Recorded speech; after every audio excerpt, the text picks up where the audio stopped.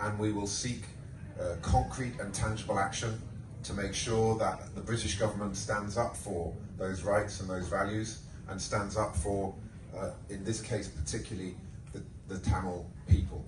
It is a scar on the conscience of the world that we still don't have clarity on what has been happening. We haven't got clear mechanisms for accountability, and we are pushing the UK government at every single opportunity that we have to take the action that they need to take. We've spoken in debates in Parliament, we've written to ministers, and we are concerned that the UK government is not doing enough, particularly as has been mentioned.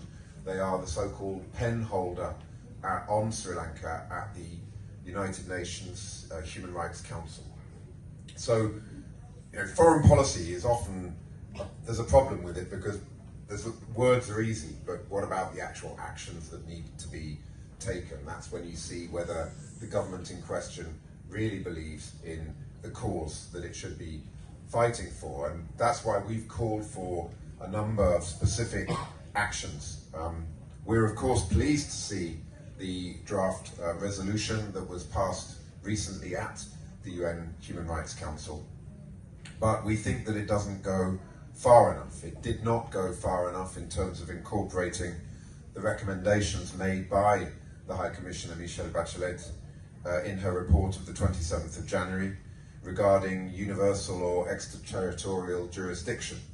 So we believe that those who are guilty of perpetrating these atrocities against the Tamil people, if and when they leave Sri Lanka, it should be possible for the international community to apply a so-called red notice on them, to bring them to justice, to bring them through universal and extraterritorial jurisdiction to justice. We think that the UK government should be pushing much harder for that, and it's disappointing that it's not in the resolution. We've asked the British government whether they even asked for that to be in the resolution, and we still have not received an answer to our question. We think that the evidence gathering mechanism in the resolution is a step in the right direction, but we do not understand why it isn't based on the so-called triple IM mechanism, fully fledged international independent investigative mechanism. Why did the British government, not insist on that being in the resolution? We feel that there's a very clear case for referring senior members of the Sri Lankan military to the International Criminal Court. We haven't seen any explanation for why the government hasn't included a recommendation like that in the resolution. We know, of course, that the United Nations in many ways is paralysed by the vetoes of China and Russia in particular. But surely we're not going to allow British foreign policy to be dictated by the position of two authoritarian regimes in the UN Security Council.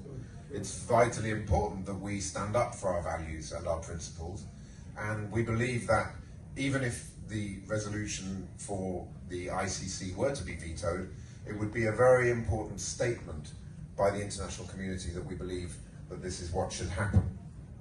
There's also nothing in the resolution about human rights defenders.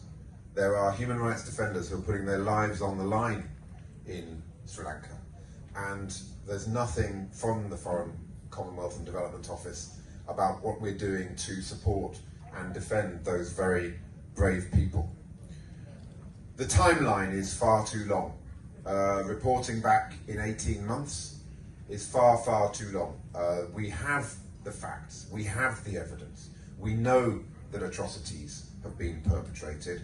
Why are we giving the Sri Lankan government such a long period of time just for them to build up more excuses and obstruction and obfuscation? So we think it's absolutely vital that that timeline be shortened, and it's not really clear to us why the government hasn't done that.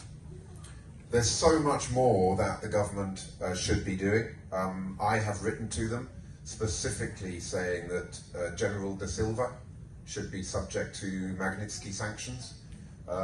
I've sent a very long letter with several pages of evidence that we have, much of it in the public domain, about why General Da Silva is so clearly somebody that should be on the Magnitsky list. I still have not received a clear explanation from the British government on that point. Big question for me around why the British Ministry of Defence has a defence attaché in Colombo who is apparently working actively with the Sri Lankan military. Now that is something that doesn't require the UN Security Council, it doesn't require countless resolutions, it is completely in the gift of the British government to do the right thing and to withdraw that military attaché unless there is very clear evidence that military attaché is doing work that is contributing to the cause of human rights and the protection of people, not aggression towards them. As has been said, we're very, very concerned more broadly in terms of the bigger political picture here that we have a government that is just desperate to do trade deals all over the world. And that desperation